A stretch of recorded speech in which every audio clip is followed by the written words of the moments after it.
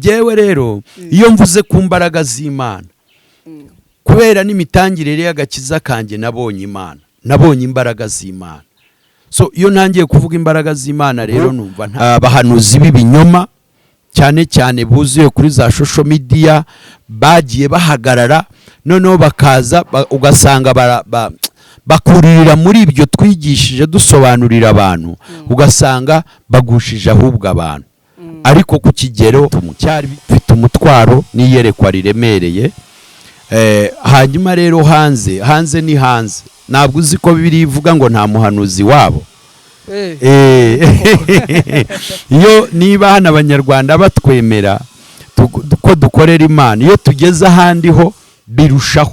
Ariko mu bintu bitatu nabonye bikomeye, twari muri Tanzania 2018 ndumva hari nko mu kwezi kwa 9.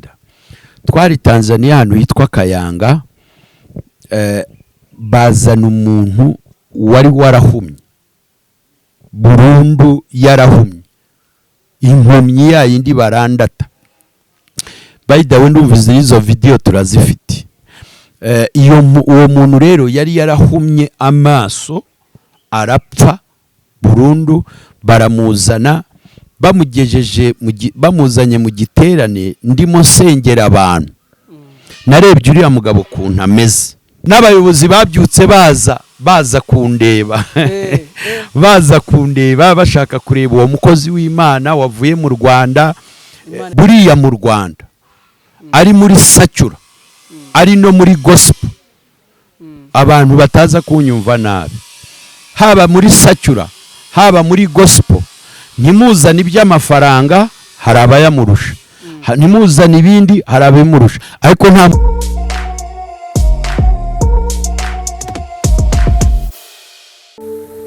Shalom, reka duhurize hamwe uruva rw'amashyi n'impundu maze dushimire Imana. Iyo wakoreye Imana ukagendana n'Imana maze Imana ikavugana nawe ntigusige, ni byiza ko igihe kigera ugasubiza amaso inyuma ugatekereza ku mirimo y'Imana yakoze mu buzima bwawe ukayishimira, nk'uko ijambo ry'Imana ribivuga muri Yeremiya igice cya 2 umurongo wa 4. Nakumenye utarabaho, utaraba mu nda y'umubyeyi wawe nari nkuzi, ngushyiraho kuba umuhanuzi uhanurira amahanga. Ibi bivuze ko umuntu Imana imuhamagara mbere y'uko abaho. Niyo mpamvu umuntu uwo ari we wese adakwiye kubaho uko wasizwe cyangwa uwahamagawe, habe nubwo yaba afite intege nkeya izo arizo zose. Imana iba yaramenye intege nkeya ze mbere y'uko imuhamagara, ikirengagiza ibyo byose izabona bizabaho, igakomeza kumugira icyizere ikamuha umurimo wayo. Niyo mpamvu Dawidi nawe atubahutse gukora ku wasizwe. Uyu munsi wa none turi ku mateka yaranze umugaragu w'Imana wemeye kumvira Imana ndetse no gukoreshwa nayo, haba muri iki gihugu cy'u Rwanda ndetse no hanze yacyo, cyane cyane mu karere k'ibiyaga bigari. Nta wundi turimo kubabwira ni umukozi w'Imana Pastor Emma Ntambara. Mu mwaka w'1995 nibwo yatangiye gukorera Imana akora umurimo wo kuririmba mu rusengero muri korali ntoya yari ihari icyo gihe. Yaje kuyivamo ajya muri korali nkuru yitwaga Badacogora. Mu mwaka w'1999 nibwo ijwi ry'Uwiteka Imana ryaje kuri Emma Ntambara aho yari ari, riramuhamagara, riramubwira ati haguruka unkorere. Kuva ubwo yahise atangira ivugabutumwa, avuga ijambo ry'Imana ku mihanda, muri gare zitandukanye ndetse no ku masoko. Yamaze imyaka 3 yigisha ijambo ry'Imana, benshi barakizwa bakira Yesu Kristo mu buzima bwabo. Mu mwaka wa 2002 kugeza mu mwaka wa 2003 nibwo yatangiye gukora ivugabutumwa ritangira amatorero mu karere ka Nyagatare, aho ni mu ntara y'Iburasirazuba. Imana yakomeje kumukoresha imirimo yayo, imutuma henshi hatandukanye. Yakomeje kuyumvira ndetse no kuyoborwa nayo ubwo yamwoherezaga kuvuga ivugabutumwa ahitwa Ikibungo. Aho ni ahantu yakoze umurimo ukomeye cyane, haba Kabarondo ndetse n'ahakunze kwitwa Ikiyanzi. Aho hose mu mwaka wa 2002 kugeza 2003 muri ako gace kose k'icyahoze kitwa Kibungo hatangijwe amatorero menshi, ndetse benshi bo muri ako gace bakundaga kumwita Ntorezo. Yakomereje umurimo w'ivugabutumwa mu cyahoze ari Gitarama ahitwa mu Rutorwe. Yaje kuvaho ajya ahitwa mu Gasiza, aho ni mu karere ka Rulindo, intara y'Amajyaruguru. Imana yamukoresheje henshi ndetse ikomeza kumwohereza mu bice bitandukanye by'iki gihugu. Nibwo yakomeje ivugabutumwa rye ajya ahitwa Vunga, ubu ni mu karere ka Nyabihu. Aho hose yakoraga ivugabutumwa ritangira amatorero, kuko we yari umuvugabutumwa. Abakizwaga bose yaboherezaga mu matorero ndetse no mu nsengero zegereye aho ngaho, kuko Imana yamutumaga ahantu henshi hatandukanye avuga ivugabutumwa ndetse yigisha ijambo ry'Imana. Yamaze imyaka 5 azenguruka igihugu akoreshwa n'Imana. Mu mwaka wa 2008 ugana 2009 nibwo Imana yaje kumutuma mu mujyi wa Kigali mu burasirazuba bwaho. Yamutumyeyo kugira ngo ayikorere ndetse akomeze umurimo w'ivugabutumwa. Nta handi turi kuvuga yamwohereje, ni hano ku musozi wa Gasogi, aho twicaye twese twateraniye uyu munsi. Nyuma y'uko akoze ivugabutumwa mu bice bitandukanye by'igihugu, agatangiza amatorero menshi, akayahinda imiryango ya Gikristo ndetse n'andi matorero, aha kuri uyu musozi wa Gasogi niyo yakomereje ivugabutumwa rye, ndetse ni naho hatangira itorero Urufatiro rwa Kristo, ari naryo abereye umushumba uyu munsi. Nyuma yo gutangira itorero Urufatiro rwa Kristo cyangwa se Christ Foundation mu ndimi z'amahanga, ntabwo ivugabutumwa rya Pastor Emma Ntambara ryigeze rihagarara. Igitangaza benshi gituma abantu benshi bamutangarira no guca bugufi agira muri we, kandi niyo ari ku rusengero afatanya n'abandi gukora imirimo isanzwe. Amazina yanjye banyita Semana Faustin. Itorero ryatangiriwe hano i Gasogi, nibwo ryatangiye. Arambwira ati tujye mu murimo w'Imana, ndetse njya mu nkomeza kumubaza ibibazo byinshi kuko numvaga bikomeye, ndeba ubuzima arimo, ndeba ko nanjye nta n'ubushobozi nagira. Ndamubwira torero turaritangira, uraritangira i Gasogi. Ati Imana yambwiye, ati yahambwiye, kandi aho yambwiye nanahabonye. Tuzamukana kwizera, nta kindi ariko kwizera. Nanone numvaga mvuze reka njye inyuma y'uyu mugabo kuko hari icyo yizeye, reka ngendane nawe. Hanyuma tugeze aho ngaho kuri uwo musozi, twatangiye ari ukwizera, nta bubasha twadufite, ku buryo kuri aho ngaho dusengera hari n'igihe twamaraga amezi angahe nta mafaranga batwishyuza, ntabwo dufite. Hanyuma we akambwira ati nasenze Imana yambwira ngo nahacu, ahubwo nta nubwo tuzongera kuhakodesha. Nkavuga ntamene ubwo ngubwo bwe nicyo kora icyo nari nzi cyo. Yageraga kwizera kandi akabana n'Imana, agasenga Imana. Nitwa Grace Ntambara. Uyu mukozi w'Imana mureba Pastor Emma Ntambara mu by'ukuri yarahamagawe, kandi nkurikije ibyo ngenda mbona ko tumaranye imyaka myinshi mu rushako, imyaka igera kuri 14 tubana nk'umugabo n'umugore, ariko nabonye ikintu gikomeye cyane ahereza agaciro mu murimo w'Imana. Kuko iyo ngiye kubona mbona ko hari n'ibintu biba bikenewe mu rugo, ariko ugasanga ntabyitayeho, ahubwo kenshi na kenshi yitaye ku murimo w'Imana, kubaka itorero. Ndabaha nk'urugero, twashatse kubaka kuva kera bigenda bidashoboka. Arambwira ati buretse tubanze twubakira Imana inzu yayo, natwe Imana izatwubakira. So urumva rero yuko ari umugabo ufite umutima wo gukorera Imana cyane, n'ibindi byose yabireka. Mu by'ukuri ibi mvuga ni ukuri. Buriya n'umwenda wo kwambara kujya kuwugura ni ibintu bimugora rimwe na rimwe, nkaba ari jyewe ujya kuwugura, kubera yuko ibyo atekereza byose n'amafaranga yabonye usanga arimo kuyashyira mu murimo w'Imana. N'imodoka ishaje ukabona aragenda mu modoka ishaje, kandi akabaye afite ubushobozi bwo kuba yagura imodoka akagenda mu modoka nziza nk'abandi, ariko ugasanga afite imodoka ishaje igenda ipipira, igenda ibyina mu muhanda. So ni ukuvuga ngo rero mu by'ukuri iyo ugiye ugiye kureba usanga cyane cyane ibintu byose, umutima we, ubushobozi bwe bwose, ubutunzi bwe abushyira mu murimo w'Imana.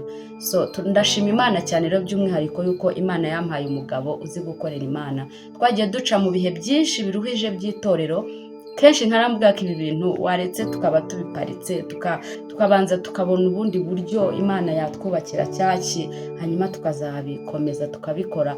Arambwira ati reka ati mba numva muri ngewe rwose umuriro uhinda, mba numva ntahagarara gukorera Imana kuko nicyo nahamagariwe. Tukava tukajya aha, mbehe ashyiramo imbaraga ze n'ibitekerezo bye. So rero Imana imuhumugisha kandi ikomeze imushyigikire mu by'ukuri. Murakoze. Yakomeje ivugabutumwa rye mu bitangazamakuru bitandukanye. Benshi bamwumvaga ku maradiyo ndetse bandi bakamubona ku mateleviziyo avuga ubutumwa, yigisha ijambo ry'Imana. Benshi muri bo bagize umutima wo gukorera Imana ndetse kandi imihamagaro yabo irahembuka. Benshi uyu munsi ni abakozi b'Imana bakomeye muri iki gihugu cy'u Rwanda kubera umurimo Imana yakoresheje Pastor Emma Ntambara. Byatumye nabo bifuza gukora Imana nkawe nubwo nabo bari bafite umuhamagaro. Si ibyo gusa, yakomeje ivugabutumwa ategura ibiterane bikomeye cyane bizwi nka crusade.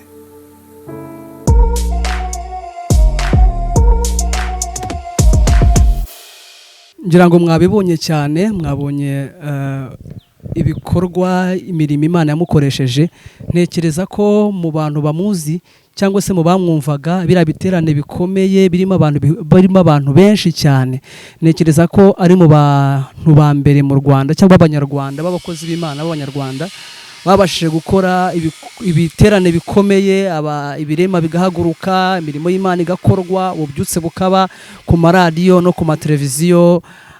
Cyane mu gitondo ku mateleviziyo yavuze ubutumwa, abantu benshi baramuzi kandi twagiye tubona ubuhamya bw'imirimo n'ibitangaza. Rero reka tumwakire kuri mikoro z'Ihirwe TV. Pastor, muraho neza? Muraho, Imana ibahereze umugisha. Yego. Reka dusuhuza abadukurikiye mu izina rya Yesu, kandi mboneraho umwanya wo kubabwira ngo umwaka mushya muhire wa 2024. Imana ibaha umugisha, nanejejwe n'ubutumire bwanyu. Rero impamvu twagutumiye nuko wari umaze iminsi warabuze pe ku maradiyo, ku mateleviziyo, bya biterane byawe bikomeye birebire. Ntabwo nabuze, yenda ku ruhande rumwe hari ababa bambona, ariko hari impamvu zitandukanye zatumye ntakiboneka. Hari igihe cyaciyeho kinini cyane abantu basa naho batambona. Urabona iyo wamenyereye kuba mu bitangazamakuru cyane, hanyuma ukaza gusa naho utaboneka. Uyu munsi hari abahanzi dufite mu Rwanda bakina ari no mu Rwanda, baririmbaga mu myaka ishize, ariko kubera yuko batakiririmba, nako kubera yuko batakigaragara mu bitangazamakuru, abantu bakagira ngo ntibahari. Kandi bahari, yewe banafite n'indirimbo nshya, ariko nyine niko bimera. Hari igihe haba impamvu zitandukanye zituma umuntu aba atakiboneka mu itangazamakuru. Rero by'umwihariko nkanjye, ndumva guhera muri 2019 niho watangiye kubura cyane. Niho natangiye kubura kubera impamvu zitandukanye. Kuva 2018 2018 haje kubaho ibintu bitandukanye byazanye umuyaga ukomeye cyane muri gospel cyangwa mu matorero cyangwa mu ivugabutumwa.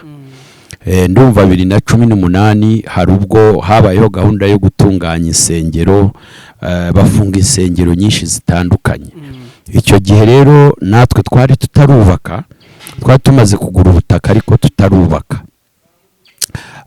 Nyuma rero biba ngombwa ko natwe tugende duhura n'icyo kibazo, kandi icyo gihe aho byari bigoraniye byatumye hari n'abantu benshi batakaje imihamagaro bava mu murongo. Aho nyine yarafunzwe, ariko cyane cyane icyaje kuba kibi icyo gihe, na sare ntiyari yemewe gukodesha. noneho wibaze niba abantu icyo gihe insengero zarafunzwe, sare nayo itemeye gukodeshwa, urumva insengero rero hafi ya nyinshi zahuye n'ikibazo cyo kutabona ahantu bakorera. Natwe rero twahuye n'icyo kibazo, ministry yacu yahuye n'icyo kibazo. Urumva nyine birumvikana, burya iyo ufite aho ukorera niho ubesinga utwara ubutumwa ahandi. Nk'uko yenda niyo abana bibonye, twavagaho tugakora ibiterane Musanze, tugakora ibiterane Bugesera, tugakora ibiterane Nyagatare, Muhanga, hehe, Kayonza, muri district cyangwa mu turere dutandukanye tw'igihugu, ariko nyine tuva kuri iryo torero. Uzi ko ari igiterane nigeze kubona pastor mwujuje stade? Ni byinshi cyane ibiterane nagiye ntegura mbifashijwemo n'Imana n'abantu. Mbifashijwemo n'Imana n'abantu, abakunzi bacu abadushyigikiraga icyo gihe. N'ubu ndashimira Imana cyane kubwa bene data bahagurukiye kudushyigikira muri iki gihe cya none, kugira ngo umurimo w'Imana wongere ugire imbaraga. Imana ibaha umugisha abari bube badukurikiye yenda. Hanyuma rero icyo gihe habaye gutyo, ibyo biterane byarakorwaga, abarwayi bagakira, abantu imbaraga z'Imana zikagaragara. Ni byinshi cyane kandi byagiye bigaragarira abantu bose. Hanyuma rero wambaje uti kuki tumaze igihe tutakubona. Ubwo rero 2018 bigenze bityo, habayeho gusenga Imana impereza mission, gutwara ubutumwa muri Tanzania, Uganda, hehe, ariko ubutumwa natwaye iyo ngiyo bwari ubutumwa bugera kuri ba bantu bo hasi. Bugera kuri ba bantu bo hasi. So then nyuma ejo bundi 2022 iyo mission nayimazemo umwaka n'amezi 6. Iyo mission nayimazemo umwaka n'amezi 6 ngaruka mu Rwanda. Imana irambwira ngaruke mu Rwanda. Ngaruka mu Rwanda. So icyo gihe rero ndibwira ko ako kantu kaciyemo ku mwaka umwe n'amezi 6 niho mwamburiye. Bavuga muti Pastor Imana Ntambara yagiye he, esari hehe, bimeze bite? Abantu benshi ntabwo ari mwe gusa bagiye banyiba utazanagaruka ahubwo. Oya, kugaruka ko nta kugaruka byo ntabwo nari bureke kugaruka, kuko hano nari mpafite umuryango wanjye, famille yanjye iri hano, ndatuye, ndi umuntu utuye. Urumva ntabwo nari bubure kugaruka, ni mu rwego rw'akazi. No cyokora no kugaruka byari bigoye kuko kuvuga ngo ugarutse mu gihugu umaze umwaka n'amezi 6 ahantu utakihakorera, warasize ibintu biri stuck, nta torero rigihari, uribwira ko no kugaruka ntago byari byoroshye. Ariko ndashimira cyane, maze kugira vision yo kugaruka. Ndashimira cyane, hari abakozi b'Imana bahagararanye nanjye cyane mu kumfasha kugira ngo nongere nkomeze umurimo w'Imana. Nari ntinze no kureba abantu bafite umutima uha agaciro uha agaciro umuhamagaro, uha agaciro umuhamagaro. Ndabashimira cyane, barimo nka Pastor Julienne Kabanda, Bishop Bosco n'abandi bakozi b'Imana bari banzi nk'umukozi w'Imana, bakagira uruhare rukomeye cyane mu kugira ngo banshyigikire. Urabizi buriya mu ivugabutumwa hari aho usanga abakozi b'Imana hariho bamwe baba bafite ishyara abandi, ariko kubona umuntu w'umukozi w'Imana ashyigikira undi mukozi w'Imana, cyo kikwereka agakiza rero. Ndumva rero aho niho warubarije ngo waburiye he nako kantu. Uwo mwaka n'amezi 6 byaciyeho, nagiraga ibiganiro hano ku mateleviziyo, ku maradiyo, byose byahise biceceka. Nerekeza muri iyo mission y'ivugabutumwa, na corona iziramo. Muri icyo gihe na corona iziramo, urumva ako kantu kabayemo ko guceceka niho aho ngaho nacecekeye, ariko nuko nguko bimeze, ntabwo nabuze. none se ubupastor urahari koko? Ya, ndahari, umurimo w'Imana urahari. ngira ngo abadukurikiye, itorero ryacu abenshi barizi ku izina ry'urufatiro rwa Kristo. nyoboye itorero ry'urufatiro rwa Kristo rikorera i Gasogi ku murindi wa Kanombe. n'ubu turahari Gasogi, twaratangiye bushya, Imana irimo irakora ibimenyetso n'ibitangaza bwabo byutse y'amavuta neza. noneho Imana irimo irambwira ibintu bikomeye igiye gukora.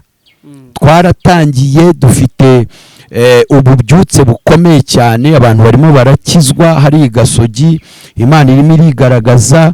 ni ukuvuga ngo rero no mu gihe gitoya bwa butumwa n'ubundi kuri ya maradiyo n'amateleviziyo n'ibiki, ni uburyo tukiyegeranyamo by'ubushobozi, ariko nabyo mu minsi mike barongera kutubona. ndumva ngira ngo bisobanutse. by the way, dufite n'igiterane. n'ubu dufite n'igiterane kizatangira itariki 25 z'uku kwezi kwa mbere 2024. iki giterane tuzaba turi kumwe n'abakozi b'Imana isize amavuta nka Bishop Bosco Harerimana. tuzaba turi kumwe muri icyo giterane, tuzaba turi kumwe n'umuhanzi Theo, bose babireba. tuzaba turi kumwe na worship team, healing worship team. n'ejo bundi twari kumwe nabo muri Tanzania mu giterane gikomeye twari dufiteyo. so n'ubu rero iki giterane ahubwo ndararika abantu bari mu mujyi wa Kigali badukurikiye. Imana rero ibaho umugisha. ndumva ngira ngo ntabwo nabuze, ndahari. wagarutse. none se ikibazo cy'amatsiko mwabonye aho mwongera gukorera noneho? Ya, dufite ubu ngubu ahantu dukorera, twabonye ahandi hantu dukorera rwose, turimo turakorera Imana. ni naho aho ngaho n'igiterane kizabera. ubwo mwaharangira abantu se cyangwa? ndumva yenda ku bantu bari mu mujyi wa Kigali, ndumva bazi cyane i Gasogi, harazwi cyane kuko iyo myaka yose namaze twamaze tuhavuga. hakorewe ibintu bikomeye cyane i Gasogi kuva kera, imyaka myinshi. Imana yakoreye ibitangaza bikomeye kuri uriya musozi wa Gasogi. batazi rero i Gasogi, uva i Remera werekera i Kabuga ugakatira hariya ku Murindi. ni hariya ku Murindi, mbese niyo mpamvu tuvuga ngo ni Gasogi ku Murindi wa Kanombe, ko niho ukatira. niho ukatira, ni ku Murindi. aho waba uri hose ubajije ngo i Gasogi cyangwa ukabaza ku Murindi, na nomero za telefone yenda nibikunda yenda turaza kuzibaha. ariko ni ukuvuga ngo iki giterane cyo kizaba noneho kizaba ari igiterane abantu bari batinze kubona. kubona kubera impamvu buriya tugira nuza yacu, slogas nuza yacu ivuga ngo, urumva, mwuka wera mu bikorwa. The Holy Spirit in action. umwuka wera mu bikorwa. ubundi mwuka wera y'abantu bamuvugaho atagaragara aba ari icyuka. aba ari icyuka, ni ukuvuga ngo ikimuhindura kuba ari ikintu gifatika ni ibikorwa. ni ibikorwa, abantu kuza barwaye bagakira, abantu bakaza batabona bakabona, abantu bakaza bafite ubumuga butandukanye Imana ikabakiza. ukagera ahantu umwuka w'Imana akaza ku mukozi w'Imana akaguhanurira, akamenya ibiri muri wowe n'ibyo Satani yakoze mu buzima bwawe. uwo ni umwuka wera mu bikorwa, apana mu magambo. iyo umwuka wera avugwa mu magambo aba ari icyuka. aba ari icyuka. Pasi, ndashaka kubaza akabazo gatoya. urabizi ko mutangira umurimo w'Imana, ibintu bya deliverance, ibintu by'ibitangaza, imirimo y'Imana, abantu batabifataga, ntago bari babimenyereye. ngira ngo mwarwanya urugamba rwo kugira ngo abantu bamenye ko Imana ikora, cyangwa se abantu bave muri bamenye, basobanukirwe karande, ibintu bya karande, kubohoka, gukira. abantu bari bazi ko ibintu by'Imana byari ibintu, imirimo y'Imana ari ibintu, byari ibintu bitamenyerewe cyane, babifataga.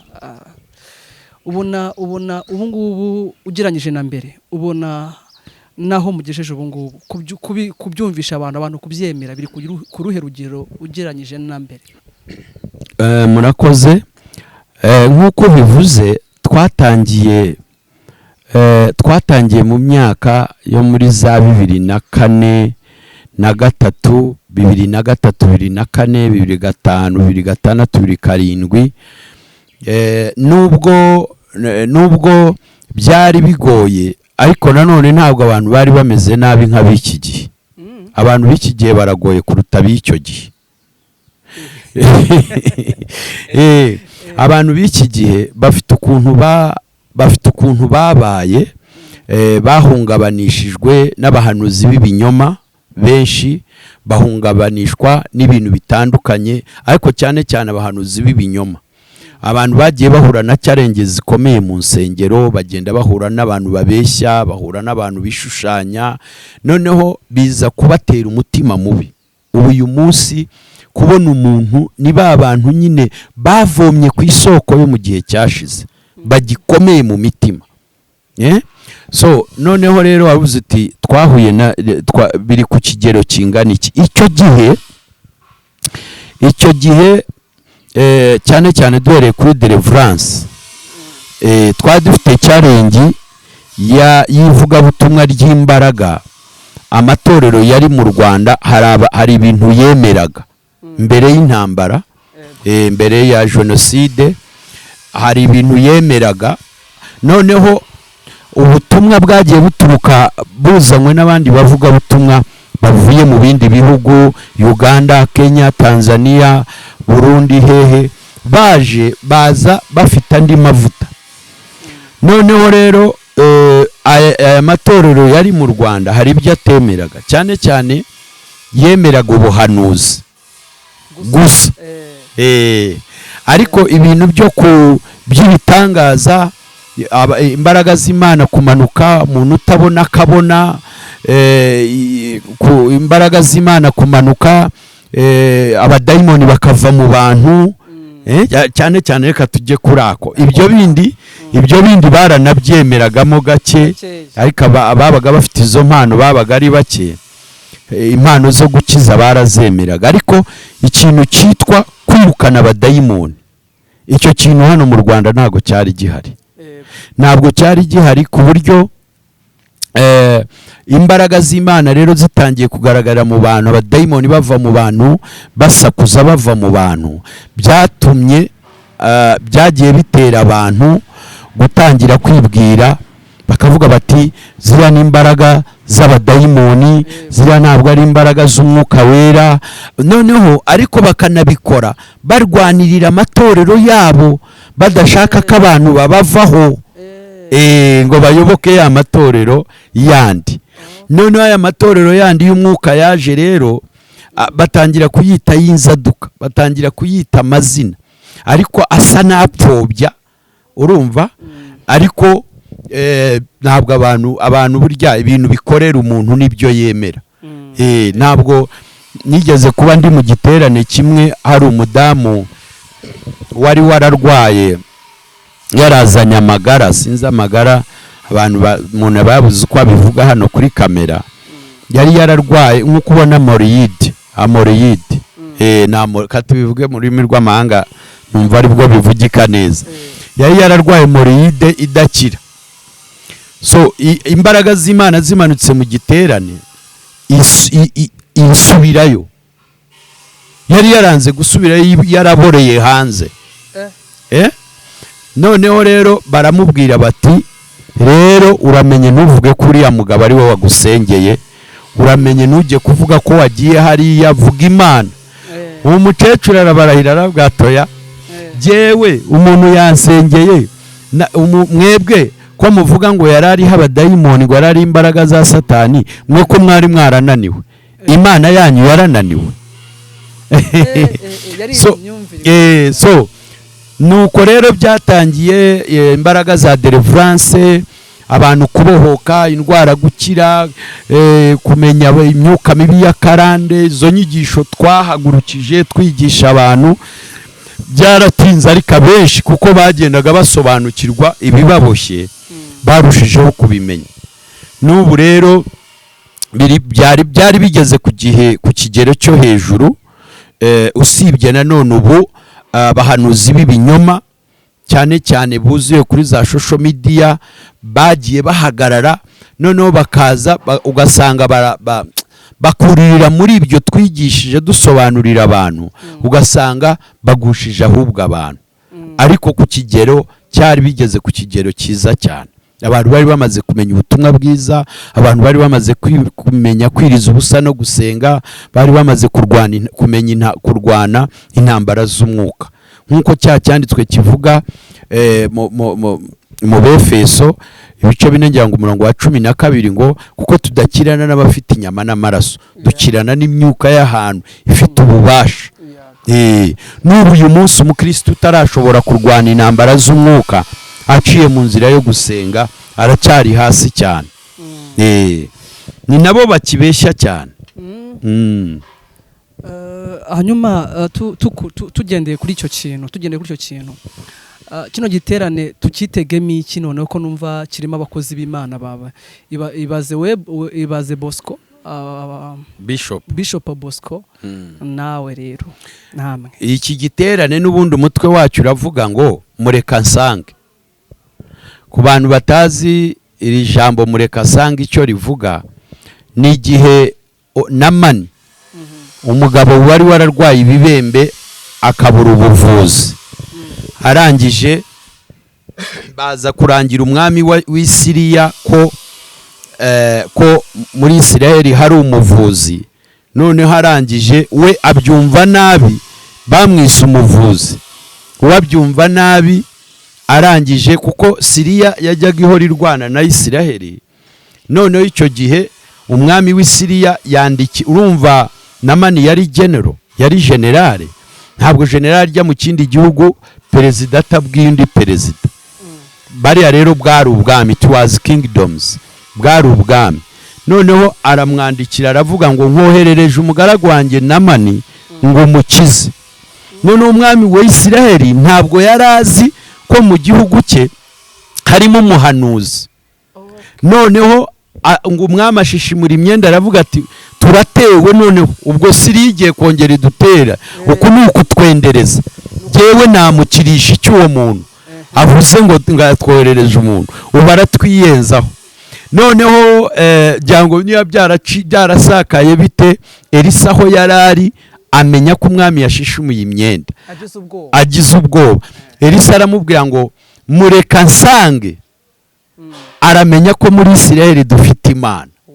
N'iki giterane rero, haleluya, the power of prophecy, ni ukuvuga ngo mureka nsange gifite umutwe uvuga ngo mureka nsange, aramenya ko muri Isiraheli cyangwa mu Rwanda hari umukozi w'Imana, cyangwa Igasogi hari umukozi w'Imana. Rero mubareke baze abo batabyara, mubareke abo ngabo baze barozwe, mubareke abo ngabo baze Satani yasuzuguye. Muri iki giterane mureka nsange bagiye kubona ukuboko kw'Imana. Ndumva aricyo nakubwira. Wari uvuze ati twitege iki? Urumva ndi kumwe n'uwo mukozi w'Imana, nawe Imana iramukoresha. Turi kumwe n'abaririmbyi bakomeye, Healing Worship Team, turi kumwe na Theo bose. By the way, Theo rero jewe uko umuntu ari niko muvuga. Buriya mu Rwanda ari muri Sacyura, ari no muri gospel, abantu bataza kunyumva nabi, haba muri Sacyura haba muri gospel, ntimuzane iby'amafaranga hari abayamurusha, ntimuzane ibindi hari abimurusha, ariko nta muhanzi uraruta Theo. Israel Mbonyi nabo n'abahanzi, ariko urumva yaje nyuma ye. Yaje nyuma ye, ariko ndimo ndakubwira kukurutanwa, sinavuze ngo ni nta muntu uruta undi. Turimo turavuga ku igihe yahereye avuga ubutumwa, igihe yahereye avuga ubutumwa. Rwose yaririmbye indirimbo zikomeye cyane zihimbaza Imana, yafite uruhare rukomeye cyane muri gospel ndetse no mu bihugu byinshi bitandukanye. Ahantu hose urumva muri izo mission zimwe twagiye tujyamo, nko muri Tanzania, Burundi, hehe, wabonaga ahantu hose ageze usanga abantu bamuzi kandi bamukunda. So urumva rero afite uruhare rukomeye cyane muri gospel. Tuzaba turi kumwe muri iki giterane. ndimo ngira ngo turimo tusa nkaho tugana ku musozo. Ndashaka kumenya, ndashaka ngo tubwire, umaze iminsi ngira ngo umwaka cyangwa se imyaka uri hanze uri kuvuga ubutumwa ujyanira abanyamahanga ubutumwa bwawe babwakiriye gute? ahubwo se kugaruka mu Rwanda nyine urumva ni uko ari ahantu ufite ni iwacu, ni igihugu cyanjye, ndetse nakubwiye ko ndi umuntu ntuye mu Rwanda, mujyi wa Kigali, hano mu karere ka Gasabo, kandi mfite umutwaro w'igihugu mu bisate rw'ivugabutumwa, mfite umutwaro n'iyerekwa riremereye. Hanyuma rero hanze ni hanze, ntabwo uzi ko Bibiliya ivuga ngo nta muhanuzi wabo. Iyo niba hano abanyarwanda batwemera ko dukorera Imana, iyo tugeze ahandi ho birushaho, kubera ko kuko ho twebwe tuba turi abanyamahanga kuri bo, kandi bo baba bubaha amavuta kuruta abanyarwanda. urumva urumva rero babwakiriye neza cyane. N'ubu twatangiye imirimo ikomeye cyane, kuko jyewe nagiye kugaruka mfite abapasiteri benshi abantu bamaze kugera ku kigero cyo gukorera Imana. Muri icyo gihe gito twamaze, n'ubu uyu munsi barimo barakorera Imana. Babwakiriye neza cyane, kandi n'ubu ngubu turanyaruka tukajyayo, tukagenda twongera tukabafasha. Ariko cyane cyane noneho reka nibwirira abantu badukurikiye, mfite vision ikomeye cyane yo kongera guhagurutsa ubutumwa bwiza bwa Yesu Kristo hano mu Rwanda. Hano mu Rwanda, uretse iby'iki giterane, hari n'indi mirimo myinshi dushaka kongera gukora. Hari ibiganiro byacu mwakurikiranaga ku mateleviziyo, hari amaradiyo. Mbonereho n'umwanya wo kubwira bene data badukurikiye muri iki kiganiro, ushobora kutubera partnership, ushobora kutubera umuterankunga. Inkunga yawe yariyo yose uko yaba ingana, ifite ikivuze mu bwami bw'Imana. Badushyigikira cyane cyane abanzi. Ushobora kuba dukurikiye kuri iyi kamera, narigeze kubwiriza ubutumwa, twarahuriye mu biterane bitandukanye, yenda usanzwe uzi cyangwa ari ubwa mbere umbonye, kamubwire ngo turababwiriza ubutumwa bwiza, turabararikira kudushyigikira, cyane cyane uyu mwaka wa 2024. Byatunezeza cyane. Byatunezeza cyane n'iki giterane turimo dutegura. Inkunga yawe yariyo yose yadufasha, Imana ikaguha umugisha. cyane bya biterane byo mu ntara, cya biterane bigari hano muri erega bihera kuri ibi ngibi bitoya, bihera kuri ibi bitoya byo ku rusengero, abantu bakabohoka, buhamya bukagenda. Noneho ngira ngo niba wabibonye, akarere kamwe najyagamo wasangaga dushoboye guhura n'abantu 10,000-15,000. Abo bantu utagira ngo babaga bazanywe n'ubusa, babaga bafite ubuhamya. Ntabwo abanyarwanda ntabwo ari abantu ntabwo ari abantu wabeshya, ni abantu b'abanyabwenge cyane. kuko rero icyabaga cyabazanaga muri ibi biterane ubonye, babaga bafite ubuhamya bwacu, iby'Imana ikora. N'ubu rero benshi biteguye kuza muri iki giterane bazabona ukuboko kw'Imana. Ariko ni ukuri mudushyigikire. Kandi buriya ejo bundi nari ndi ku rusengero nigisha abantu, mbabwira ngo kuba umukozi w'Imana ntabwo ari ukuba pasiteri, ntabwo ari ukuba muvugabutumwa. Ushobora kuba umucuruzi ariko ukaba n'umukozi w'Imana. Ushobora kuba umunyapolitiki ariko ukaba n'umukozi w'Imana. Urimo urabyumva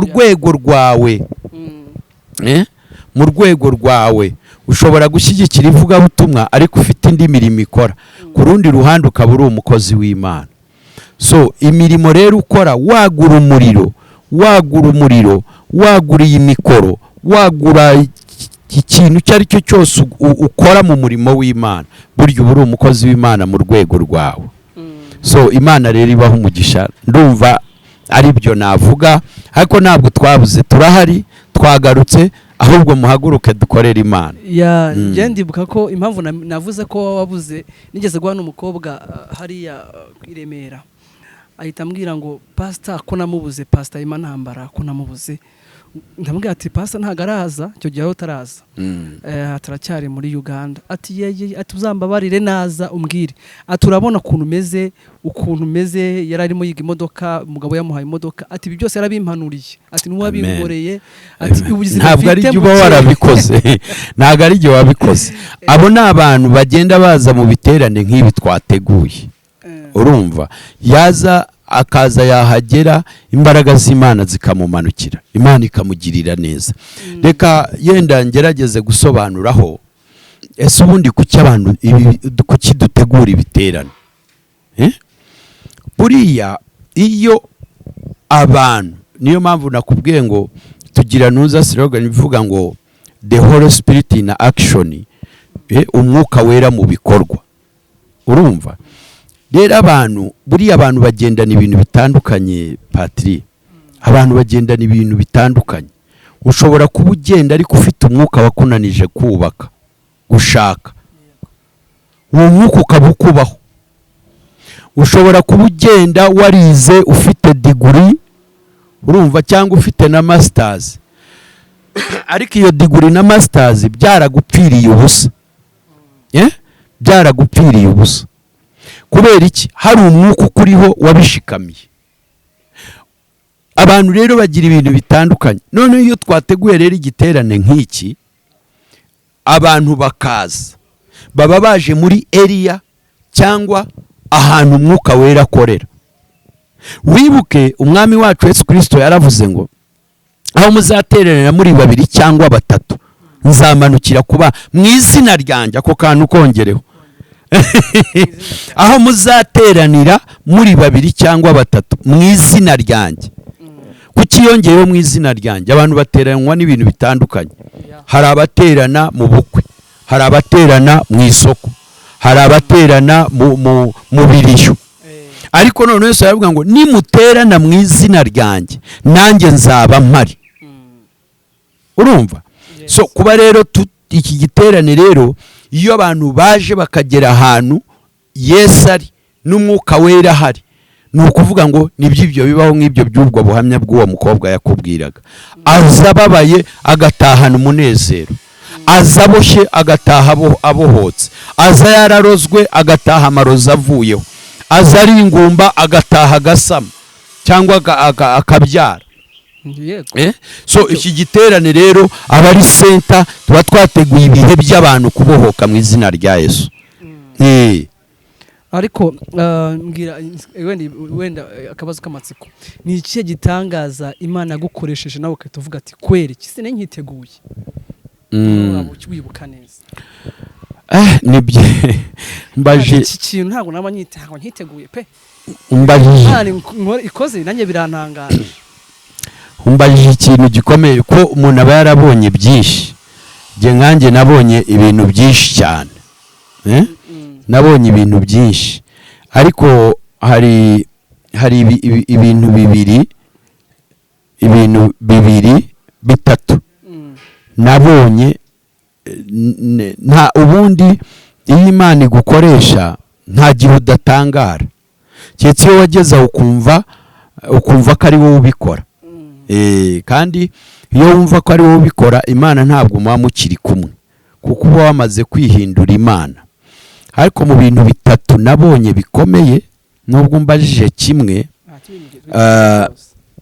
twari muri Tanzania 2018 ndumva hari nko mu kwezi kwa 9 twari Tanzania ahantu hitwa Kayanga bazana umuntu wari warahumye burundu yarahumye impumyi yindi barandata by the way ndumva izo video turazifite uwo muntu rero yari yarahumye amaso arapfa burundu baramuzana bamuzanye mu giterane ndimo sengera abantu narebye uriya mugabo kuntu ameze numva ntinye no kumukoraho ndavuga uyu mugabo nimukoraho ntakire sindi busebera imbere y'aba bantu kandi si ubwa mbere nari mbonye Imana ikora ibitangaza ariko uyu mugabo kuntu yari ameze byari biteye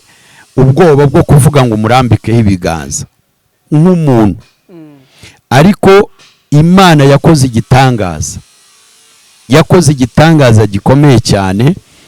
Numva umwuka wera yabanje kuza muri jyewe, numva amaze ubwoba, arambwira ngo mukoreho. Imana ni Imana, mukora ku maso, amaso ye arahumuka neza, arahumuka. Iyo video muzayidusabe turayifite. Arahumuka. Noneho ahumutse rero, ahantu byabereye ikibazo nuko ahumutse, abantu bamuzanye n'abari bamuzi bamujyanaga ku isoko gusabiriza. Reka mbabwire bene data, uvuga mu gitabo cy'Abaheburayo ngo Yesu uko yari ari kera n'uyu munsi niko azaguma iteka ryose. None si yo mwumva Baturumayo nawe ngo yari impumyi ngo kandi agasabiriza. N'uyu mugabo rero nawe baramujyanaga bakamujyana ku isoko. By the way, naho twari twegereye iryo soko, imbaraga z'Imana ziramanuka. Twari mu giterane Kayanga, imbaraga z'umwuka wera ziramanuka, amaso yarahumuka, arahumuka ayo maso.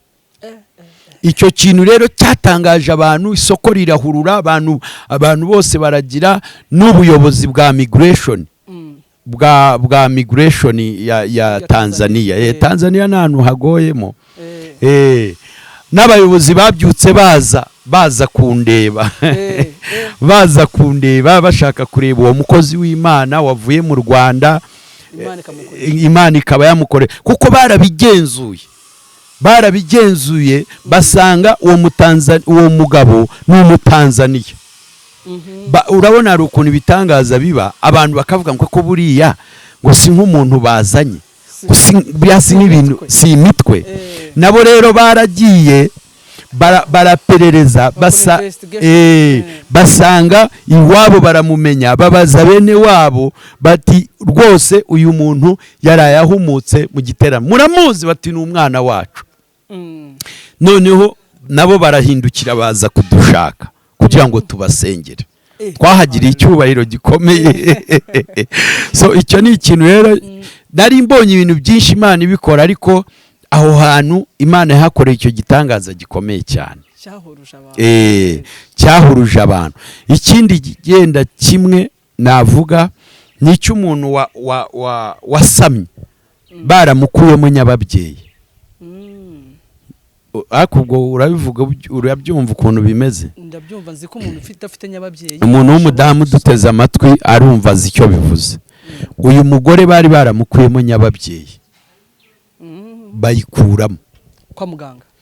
Abayikuramo ari umwana muto, ari umukobwa w'imyaka, yari afite imyaka 18, agira uburwayi bwatumye bamukuramo matrice mukuntu muyita, bamukuyemo nyababyeyi.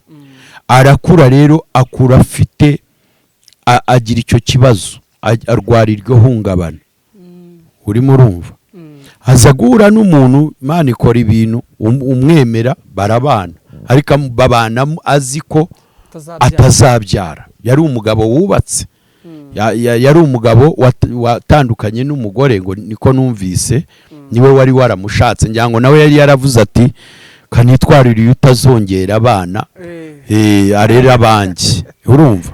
Ariko Imana yaje mu giterane nk'iki turimo, nibyo nababwiraga, yaje mu giterane, imbaraga z'Imana ziramanuka, dayimoni araboroga. Dayimoni yavugiye muri uriya mugore araboroga cyane, ahitaruka ikintu kimeze nk'umuziha, nk'ikinyama kitete kizungurikana gutya, arakiruka nka hariya. Urimo urumva? Ahavuye numbaze, sinzi ukuntu byagenze, ahavuye aragenda arasama. Agira ibibazo by'uburwayi, bagiye kwa muganga bati se turagupima turebe nuko utanatwita. Ati jyewe ntabwo natwita, nta nyababyeyi ngira. Bati se ko tubona ibimenyetso byo kuba utwite, bati reka dutestinge. Batestinze basanga afite inda y'amezi 3. Urimo urabyumva? Avaho arabyara umwana w'umukobwa. arabyara. nyakubyara Iki kintu rero turimo tuvuga, umuntu uri kuri kamera yavuga atakaba abantu barabeshya bagakabya. Noneho byo nk'umuntu wize ubuganga, abantu bize ibintu by'ubuganga baguhakanya bakavuga ati ceceka vaho wa munyabinyoma we. nanjye ndumva ashaka kumureba ngo ndebe ko ari byo. Rwose yarabyaye arabyara, arasama arabyara, ndetse no guhera ubwo arakomeza. Ntabwo yagarukiye ku mwana umwe, ahubwo rero kuna abantu tutemera icyo basigaye bavuga nuko ngo ntago nyababyeyi bayikuyemo. So ndumva rero ari ibyo ngibyo, ariko Imana nuko ikora, irakora ikiza abantu.